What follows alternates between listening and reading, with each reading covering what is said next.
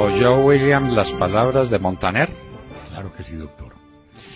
Pues claro, Montaner hace siempre una presentación maravillosa de los grandes temas continentales, pero esta es absolutamente de antología, de antología. Y ese tema, en la ramificación que tiene con Colombia y en la significación que tiene para la moral pública, es la que el fiscal general de la Nación quiere convertir en una infracción administrativa. Una infracción administrativa mayor o menor es como el pase de un semáforo en rojo, más o menos, sin que muera nadie, ¿no? O sea, simplemente se voló el semáforo el tipo o sobrepasó los topes electorales. ¿Usted recuerda el tema de los topes electorales en el proceso 8000? Claro que sí, doctor. Bueno, que el Consejo de Estado Samper se voló los topes electorales, entonces iba a tener un problema enorme con eso, y salió el Consejo de Estado un consejero que había hecho nombrar Samper. Un compañerito suyo de universidad salió a suspenderse. No, es que la corrupción tiene unas ramificaciones y una significación. La corrupción se tragó a Colombia, se la tragó, la devoró entera. Pero yo quisiera sugerir que también la Fiscalía mire lo que está pasando en las elecciones locales, porque es que aquí están hablando de $1 millón que vienen siendo 3.000 millones de pesos, doctor Londoño. Pero uno ve cómo hay candidaturas a las gobernaciones, por ejemplo, en el Meta, en el Casanare, bueno, en general en todos los departamentos que exceden, pero evidentemente los topes de financiación, es decir, hay topes de 1.100 millones de pesos y uno sabe que eso es lo que se gastan el día de las elecciones en la movilización de los electores.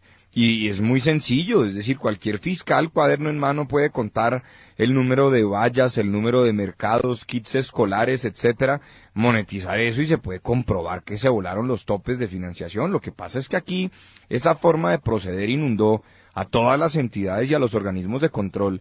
Entonces se hacen los de la vista gorda, como hizo el fiscal, pues el fiscal hizo un gran anuncio el martes y luego entonces sale a decir que no hay pruebas. Y si eso es con la financiación de la campaña, la presidencia de la República, ¿qué podemos esperar, doctor Londoño, con tantos alcaldes elegidos que evidentemente se volaron los topes de financiación? Pues nada, porque si el ejemplo lo dan desde la Fiscalía General. ¿Y por qué solo los alcaldes? ¿Y por qué no qué está pasando con las campañas de los parlamentarios, de los congresistas? Claro. Es que a usted le dicen cuánto vale elegir un senador en el departamento del Huila, para ponerle un ejemplo. Y entonces le tengo que hacer una pregunta. Si ese senador o ese representante paga lo que paga por llegar a ser senador o representante, ¿qué contraprestación tiene después? ¿O lo hace simplemente por patriotismo? No, pues es que ahí vienen los cupos indicativos que creó el hoy presidente de la República siendo ministro de Hacienda. Cierto. Es que no nos digamos mentiras, doctor, no, es que es impresionante. Y es que uno lo ve en campaña, uno lo ve y es cuestión de ir a preguntar. Mire, en los departamentos de la costa, pero también, por ejemplo, en los Santanderes, le pagan supuestamente la gasolina a muchos mototaxistas y demás para movilizar electores y son pagos de 60, 70 mil pesos diarios para que hagan eso. O el pago de los testigos electorales que porque van a prestar un servicio y les pagan 100.000 pesos para que estén pendientes y demás. Ahí hay una cantidad de elementos, doctor Londoño, que tendría que ser un fiscal ciego, sordo, mudo y no poderse mover para no poder ver eso e iniciar las investigaciones. Lo que pasa es que el sistema político colombiano desafortunadamente está aceitado de esa manera. Es que hay que ir más allá. Santiago, ¿sabe qué es lo más grave? Que en los medios de comunicación no cuestionan al fiscal por volverse atrás. Dicen palabras más, palabras menos, que se apresuró y que de alguna manera rectificó a tiempo. Sí, Hombre, por favor. Ahora rectificar es sinónimo de patraciar de mar. Lo decía el espectador anoche y llama mucho la atención, Montserrat, de verdad que el titular era ese. ¿Se apresuró el fiscal en caso Santos Odebrecht? ¿Cómo que se apresuró? Si la prueba está, y la prueba son 3 testimonios, ya no solamente estamos hablando de Otto Bula, sino también estamos hablando de otras 2 personas que están hablando del ingreso de esos dineros. A ver, pero ¿de cuáles 2? ¿Del viceministro, ¿cómo se llama? García Morales. García Morales. Muy bien. ¿Y de cuál otro, Demar? ¿Cuál es el tercer Hay testimonio? un tercero del que no tenemos el nombre. Sí, señor, pero sí lo hay, claro. Ayer lo Lo supimos a través de los medios de comunicación por precisamente la filtración de esa declaración que dieron ante la Fiscalía. Y ese tercer testigo está preso en estos momentos, en esas investigaciones. No sabemos quién es, pero sí está el tercer testigo. Existe. Bueno, pero ¿por qué están presos entonces si no son testigos fiables, si no dicen la verdad? Muchos oyentes se preguntaban eso. Entonces, ¿cuál es no hay motivo para señalar al gobierno? Si el soborno, Monse, tuvo efectos para tener en la cárcel a 3 personas, entre ellos a Otto Bula, que es el que ha destapado todo esto, pues tendrá efectos también para las partes que están involucradas. Claro. Y si no, entonces saquen de la cárcel a Otto Bula. Él no tiene por qué estar en la cárcel. Bueno, William, ¿usted se acuerda de nuestra investigación en el caso de Fondelibertad? Usted no la recordaba hoy a las 5 de la mañana. A ver, ¿qué pasó con Fondelibertad? Sí, esa investigación la instruyó el doctor, ¿cómo se llama? Ernesto Yamure. Ernesto Yamure. La presentó ante la Procuraduría General de la Nación y eso Yo debo decirle que hice esa investigación con Ernesto Yamure. Sí, señor. La hicimos aquí en mi casa. Por derechos de petición pedimos todos los contratos de Fondelibertad. Eran contratos que, mejor dicho, a distancia, el olor putrefacto era evidente. Con un señor Harlan Henao que casualmente era el hombre que se ocupaba de la campaña de Juan Manuel Santos. ¿Cómo le parece? Se robaron la plata destinada para ayudar a las víctimas de los secuestros, porque esos eran los fondos de Fondelibertad. ¿A qué los dedicaron? A pagar mesadas a amigos de Juan Manuel Santos que le estaban preparando la campaña electoral. En ese momento. Yamure presentó esa denuncia con todos los documentos, con todos los respaldos en la Procuraduría General de la Nación. ¿Qué pasó? Hasta el sol de hoy. En ese momento, doctor Fernando, nos recordaban 2 datos muy importantes frente al tema de Fondelibertad.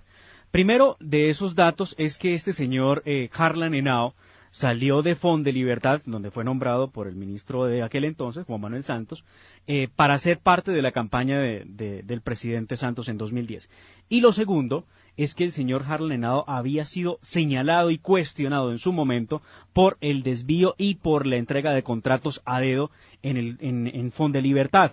Inclusive se dijo siempre pues que Harlan Henao era amigo muy cercano, huilense, muy amigo cercano del presidente Juan Manuel Santos.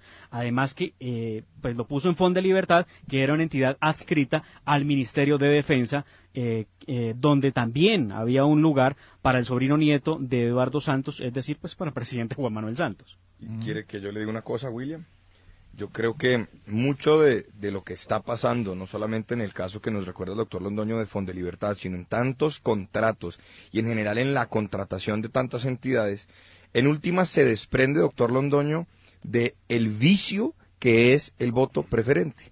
Porque usted tiene una cantidad de congresistas que tienen unos votos que son personales, que se enfrentan entre ellos y que en últimas tienen que pagar favores a quienes los financian, a sus electores, etcétera.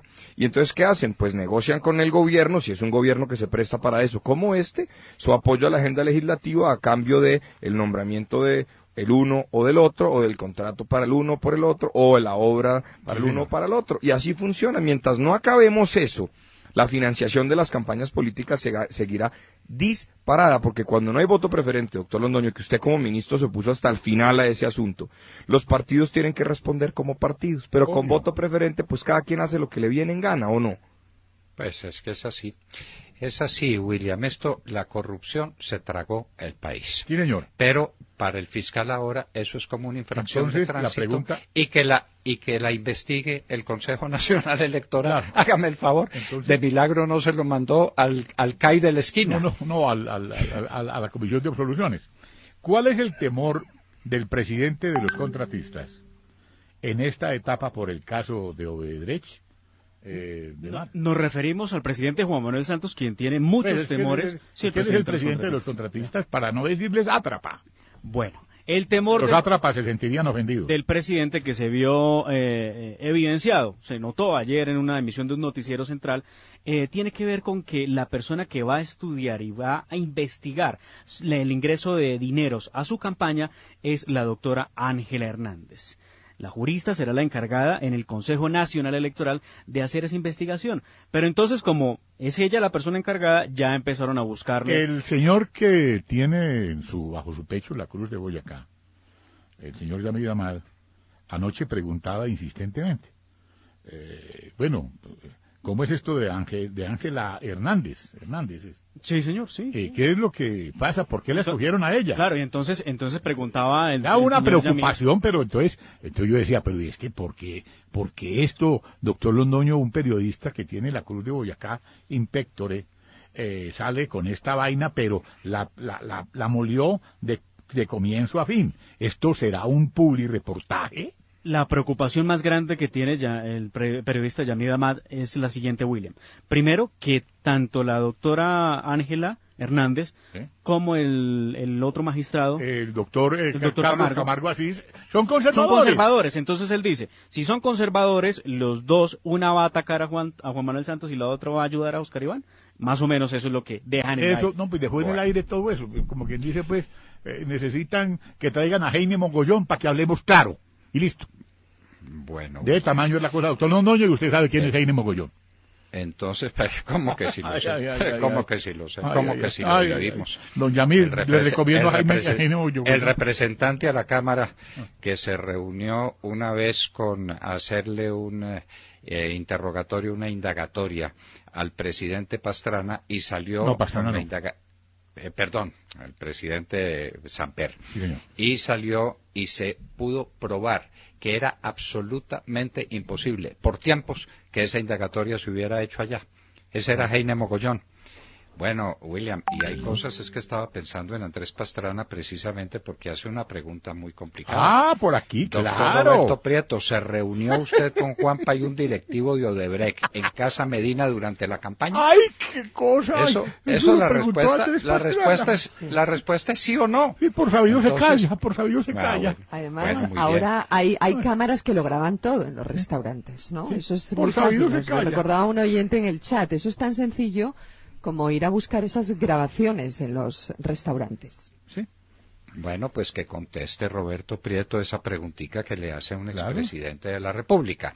¿Y qué está pasando con la mafia de la hemofilia en el departamento de Córdoba? No, es que... La plata de la salud que se roban en el departamento de Córdoba. A ver, ¿qué es lo que está pasando? Dicen de manera abierta y descarada el señor Roberto Prieto que los cordobeses son la cultura mafiosa de Colombia. Ayer, obviamente, pues la gente decente de Córdoba, porque en Córdoba también hay gente honorable. Como que no, hay mucha. Claro. Hay mucha. Entonces este señor sale, pues, a generalizar con la honorabilidad de todo un departamento, y pone ese departamento como la olla, pues, como el Bronx de la política colombiana, y Daniel Cabrales hizo una impecable intervención ante el Congreso de la República, defendiendo el honor de su departamento. Son las cosas que a uno, doctor Londoño, pues obviamente que uno resalta, porque hay unos tipos que se han metido allá con la mafia de la salud y con la mafia de la educación, y de esos nadie habla.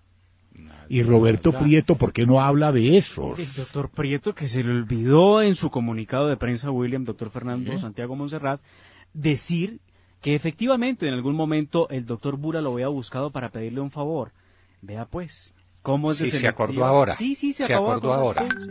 Sí, pero en ese momento cuando lo buscó... Él dijo que ni conocía a Otto Bula.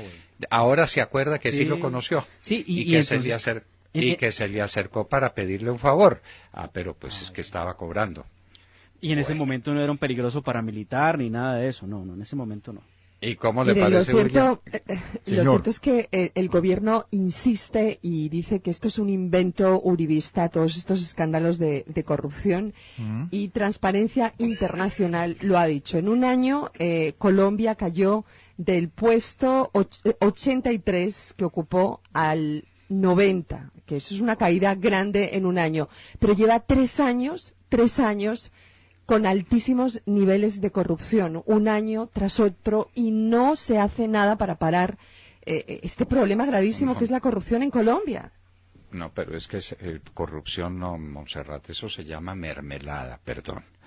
Y hay que ponerla encima de toda la tostada, para que no se quede en ninguna parte de la tostada. Ahí pusieron, en esa tostada, pusieron toda una bonanza petrolera. Toda. 100.000 millones de dólares por lo menos. Pusieron todo el endeudamiento de la nación, ese que tendremos que pagar entre todos los colombianos. No costó sino 50.000 millones de dólares. Es en lo que nos ha endeudado este tipo. 50.000 millones de dólares que tendremos que pagar entre todos. Sí, eso y especialmente los jóvenes de Colombia. ¿Dónde están, a propósito, los jóvenes de Colombia que salían tan animados a gritar vivas al sí? ¿Y dónde están los rectores de las universidades que salían a decir que esto es una maravilla? Cuando hay estos ejemplos de corrupción, señores rectores, ¿ustedes se quedan callados? A ver, señor rector de los Andes, a ver, señor rector del Rosario, a ver, señor rector de la universidad esa famosa de Cali, ¿por qué no salen a hablar sobre este tema? ¿Por qué se callan la boca? Porque ustedes salían con sus alumnos a votar por el sí y a votar por el acuerdo final con las FARC. Acuerdo final a propósito de Mar, que ya han incumplido, ¿cuántas veces? Usted como que hizo el estudio. Sí, señor, los han incumplido 9 veces. 9 incumplimientos. Sí, 9 incumplimientos no más. Entonces el mecanismo de monitoreo y verificación, nada, hay que darle tiempo al tiempo. No sabemos. Mire, han incumplido, y voy a hacer rápido la lista, han incumplido primero en el proceso de suministrar información y transporte de las armas, ¿cierto? Han incumplido en el desplazamiento a las zonas veredales porque no se han concentrado del todo. El transporte de armas no se logró y el almacenamiento tampoco. Las armas de acompañamiento y municiones que se debían meter en los contenedores tampoco se han metido. Las FARC no han entregado cantidad sobre los integrantes porque pues no sabemos cuántos son. Las FARC no ha entregado las coordenadas de las caletas, los depósitos y del material inestable, tampoco lo han hecho. No se ha destruido el armamento inestable, tampoco. Esto queda 2 meses de retraso en el proceso. Desde diciembre y hasta la fecha no ha cumplido la FARC una sola cosa de lo que dice el acuerdo de 310 páginas. Doctor, aquí tengo la voz de Daniel Cabrales, porque es que la gente me acaba de decir, bueno, ¿y qué fue lo que dijo Daniel Cabrales? Porque entonces yo quiero que lo escuchen. Posteriormente se ensañaron contra todos los habitantes de la costa caribe de Córdoba para decir que son los corruptos del país.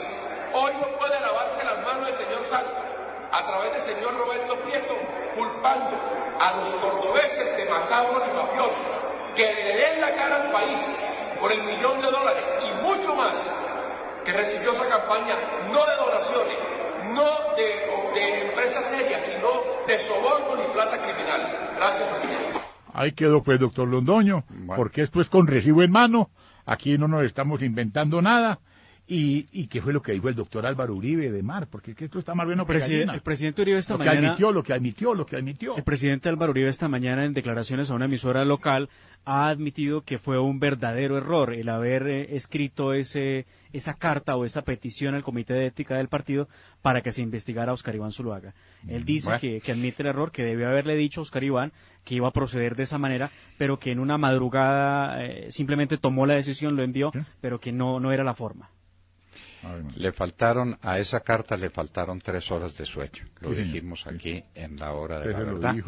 El presidente se precipitó, quienes lo indujeron, quienes tendieron la trampa, quienes rescataron del olvido a Luis Carlos Restrepo para que apareciera con una carta. ¿Cómo le parece? Acusando a Oscar Iván Zuluaga, y no le dieron la oportunidad de defenderse, por Dios, de explicar qué era lo que había sucedido, a ver eso en qué quedaba, y haber manejado el problema. Sí, señor. Esta mañana usted nos recordaba, doctor Londoño, un tema muy importante. Esta señora María Holguín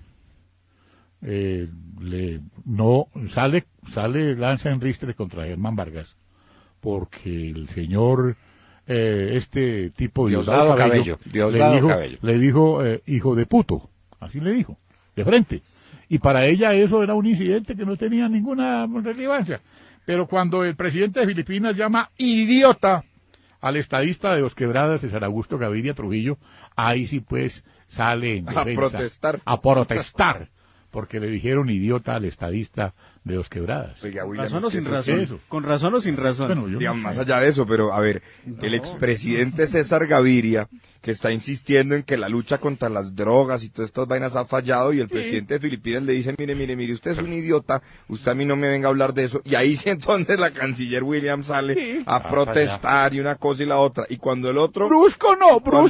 Y cuando el Diosdado Cabello sale a ofender abiertamente más de una vez, porque lo que usted recoge ahora es una de las tantas cosas que le dijo, sale la canciller María Ángela Holguín a decir que ella en esos temas no se ¿Sabe mete. por qué, Santiago? ¿Sabe cuál es la explicación de la Cancillería en este tema?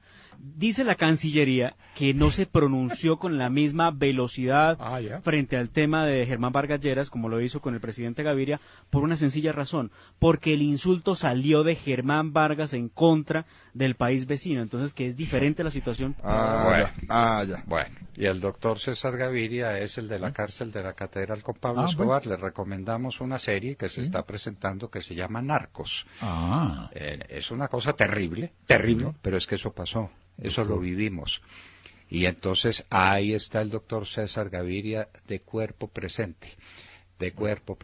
Bueno, ¿Y muy por qué bien. una cosita cortita? A ver, William, pero sí, a ver, díganme. ¿Por qué no se volvió a mencionar que Santos sentó a Marcelo Obedrech en la mesa de Obama en la cumbre de Cartagena? Se pregunta Juan Carlos Pastrana Arango.